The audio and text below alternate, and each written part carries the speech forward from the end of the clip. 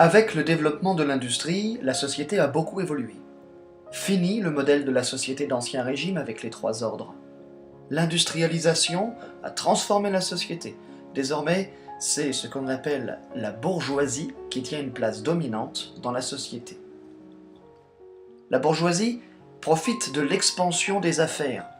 Prenant des risques, banquiers, industriels et négociants créent des entreprises à l'aide de leur fortune personnelle ou de capitaux, c'est-à-dire de l'argent, fournis par les banques ou la bourse. Grands travailleurs, ils dirigent la vie de milliers de personnes, déterminent le développement de régions entières et la prospérité économique de leur pays. Souvent élus, maires ou députés, leur influence politique est grande. Ils concentrent tous les pouvoirs, le pouvoir de l'argent, le pouvoir économique, et le pouvoir de gouverner, le pouvoir politique. Privilégiés, les bourgeois partagent un mode de vie agréable. Ils habitent des hôtels particuliers ou des appartements luxueux dans les beaux quartiers des villes, où ils fréquentent les spectacles, l'opéra.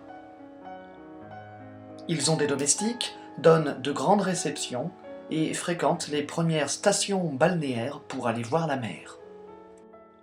À côté de cette grande bourgeoisie d'affaires, notons l'existence des classes moyennes, c'est-à-dire des groupes intermédiaires entre la bourgeoisie et les ouvriers.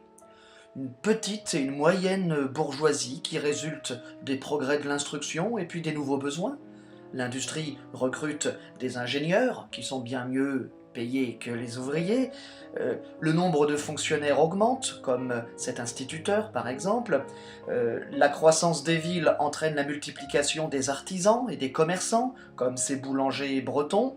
Et puis, des professions libérales se développent, comme par exemple